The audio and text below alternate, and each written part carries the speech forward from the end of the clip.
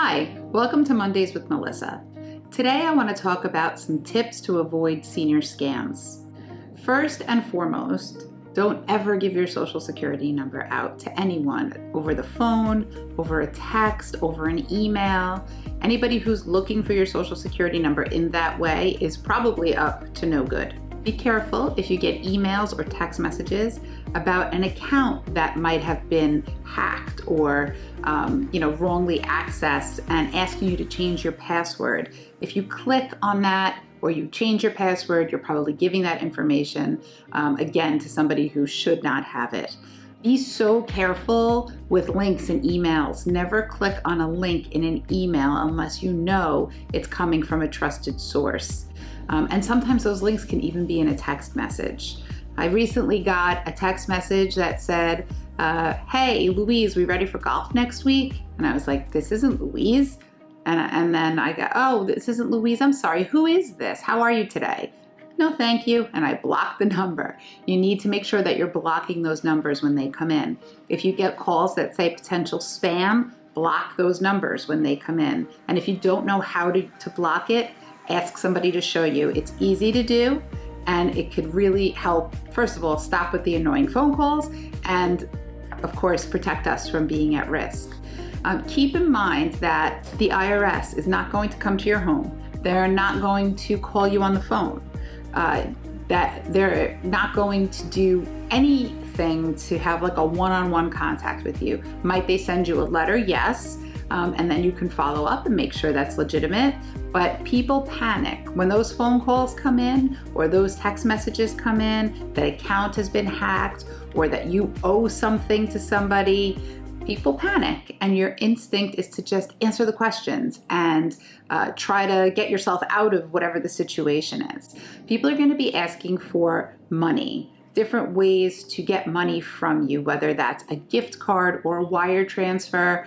And any of that should sound a little bit, should give you a little bit of hesitation, right? Because the IRS is not going to reach out to you and say you owe an IRS bill and they want you to send in gift cards, increments of $500 in gift cards. So you have to just first try to calm down and then, think about what it is that you're doing. And trust me, I understand it. I got, just this morning when I was thinking about taping this, I got a text message from something that was New York Highways, and they wanted money for my account for E-ZPass. And I was for a second, I was like, oh, I guess my E-ZPass is, and then I stopped and I said, this doesn't really make sense. I've never gotten this before, and I use my E-ZPass all the time. So I just deleted it because you know what? If it's a real bill, they're gonna get to me, right? They're gonna send it in the mail or they're going to do something that's official. And I am sure that that was an attempt to get information or to get money from me. I had a client call our emergency line over the weekend, a few weeks ago in the evening, and she was distraught because she got a phone call from Medicare and they asked her all of these questions. They did not ask her social security number, but they asked a lot of other questions and she answered them all. And then when she hung up, she said, oh my God, I can't believe I just did that. And she called me. She didn't know what to do. So I said to her, listen, there's not much you can do at this point. You can report it, keep an eye on your credit, check your credit report, maybe join one of those agencies that checks your credit regularly for you. Keep an eye on your accounts.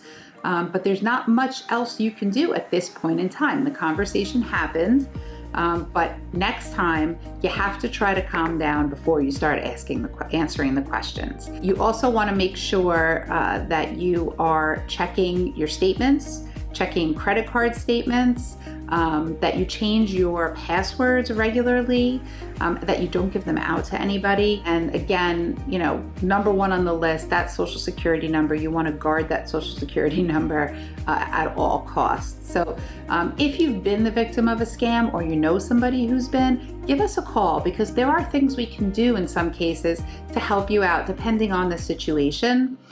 We have offices in Melville, Garden City, and Port Jefferson. We're happy to meet with you in any of our locations or even on Zoom. We offer free consultations. And please like, share, and subscribe and put any questions in the comments, and I'll see you next time.